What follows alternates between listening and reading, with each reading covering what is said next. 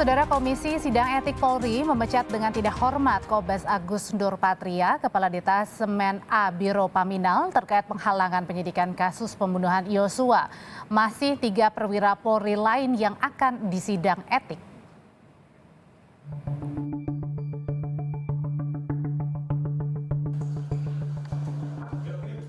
Satu lagi perwira Polri yang dipecat karena terseret kasus penghalangan penyidikan pembunuhan berencana Yosua yang didalangi Ferdi Sambo.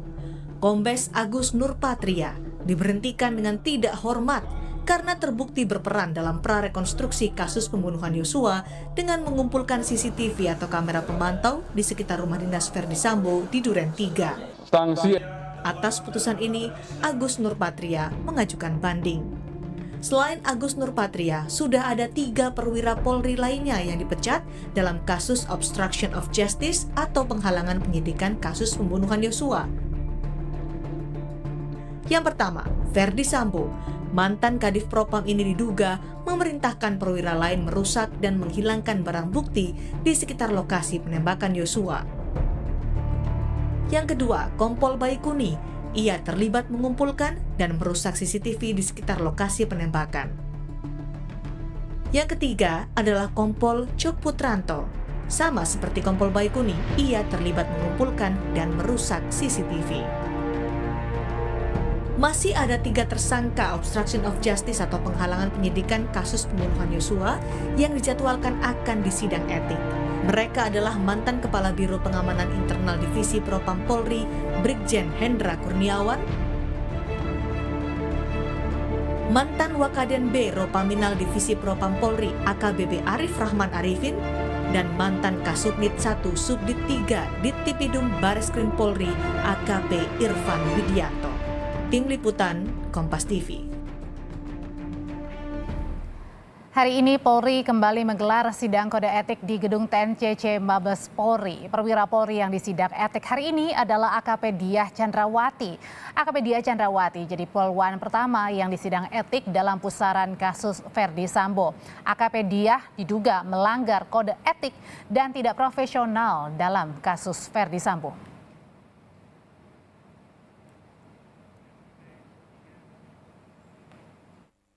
Karena ketidakprofesionalan di dalam melaksanakan tugas. Dan perlu rekan-rekan media ketahui bahwa pelaksanaan sidang KKEP terhadap AKP DC tidak ada kaitannya dengan obstruction of justice atau OOJ. Nanti hasilnya dari hasil pemeriksaan hari ini setelah selesai sidang akan kita sampaikan.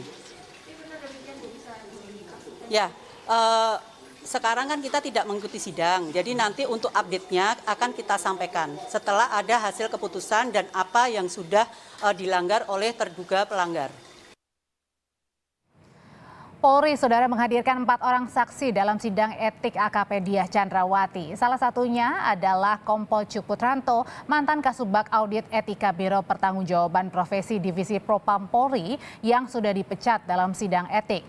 Cuk dinyatakan terlibat dalam kasus menghalangi proses pengusutan kasus pembunuhan Yosua. Lebih lengkap terkait dengan sidang etik AKP Diah Chandrawati dalam kasus Ferdi Sambo akan disampaikan jurnalis Kompas TV Alfania Rizky. Alfa, jadi apa peran AKP Diah hingga harus disidang etik? Ya, Audrey dan juga saudara, sampai saat ini untuk peran dari AKP Diah Chandrawati ini memang masih didalami dalam pemeriksaan sidang etik yang berlangsung di Gedung TNCC Mabes Polri, di mana kalau pernyataan sementaranya bahwa sidang etik terhadap perwira polisi wanita pertama ini dilakukan karena diduga AKP Diah Chandrawati ini tidak profesional dalam proses penanganan pembunuhan Brigadir Yosua Huta Barat beberapa waktu lalu. Kalau sempat kami lihat sedikit tadi dari TV Polri bahwa ada informasi peran dari AKP Diah Chandra ini terkait dengan surat izin kepemilikan senjata dari Barada Richard Eliezer. Tapi hal ini tentu saja masih harus kami konfirmasi lagi karena sampai saat ini belum ada pernyataan resmi dari Divisi Humas Mabes Polri. AKP Diah Chandra sendiri menjadi salah satu dari 24 perwira polisi yang kemudian sudah dimutasi sebelumnya ke Divisi Yanma Polri, di mana ia diduga melanggar kode etik Polri sehingga juga harus mengikuti sidang etik untuk menerima sanksi. Informasi sementara yang diterima oleh media dari Kadif Humas Polri Irjen Dedi Prasetyo bahwa AKP Diah Chandrawati ini diduga melanggar kode etik dengan kategori sedang. Kalau dilihat dari aturannya bahwa sanksi yang akan diterima ini kemungkinan besar terkait dengan sanksi administrasi yang memang diperuntukkan bagi mereka yang terbukti melanggar kode etik dengan kategori sedang. Yang pertama ada mutasi atau demosi minimal 1 tahun, kemudian penundaan kenaikan pangkat minimal 1 tahun, penundaan pendidikan juga, dan juga penempatan khusus maksimal 30 hari, atau yang paling berat adalah pemberhentian tidak dengan hormat. Selain AKP Diah Chandrawati, ada masih 28 perwira polisi lain yang juga masih menantikan proses sidang etik untuk ketidakprofesionalan atau dugaan pelanggaran ketidakprofesionalan. Sedangkan untuk kasus obstruction of justice atau perintangan penyidikan ini masih menantikan jadwal persidangan untuk 3 perwira polisi lainnya, yakni untuk Brigjen Pol Hendra Kurniawan, AKBP Arif Rahman, dan juga AKP Irfan Widianto yang diinformasikan akan diselenggarakan pada pekan depan. Kalau mengutip dari pernyataan Kapolri Jenderal Listio Sigit Prabowo bahwa upaya sidang etik dan upaya sanksi-sanksi yang diberikan kepada perwira Polri ini menjadi pertaruhan bagi institusi Polri untuk kembali atau untuk mengembalikan marwah Polri yang sempat terjatuh karena kasus atau ketidakprofesionalan dari institusi Polri dalam penanganan kasus pembunuhan Brigadir Yosua Huta Barat.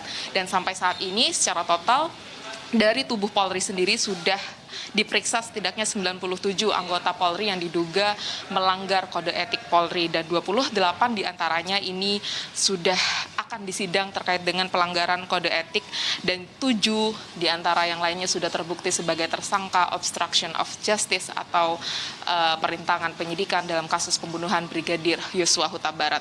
Hasilnya sendiri nanti kita akan nantikan, Audrey dan juga saudara, apakah memang sanksi yang diberikan kepada AKP Diah Chandrawati ini termasuk dalam kategori yang berat atau terbatas pada yang sedang saja terkait dengan demosi, kemudian mutasi, dan pembatasan-pembatasan lainnya. Audrey. AKP Diah Chandrawati masih menjalani sidang etik. Terima kasih laporannya dari Gedung TNCC Mabes Polri, jurnalis Kompas TV Alvaria Rizky.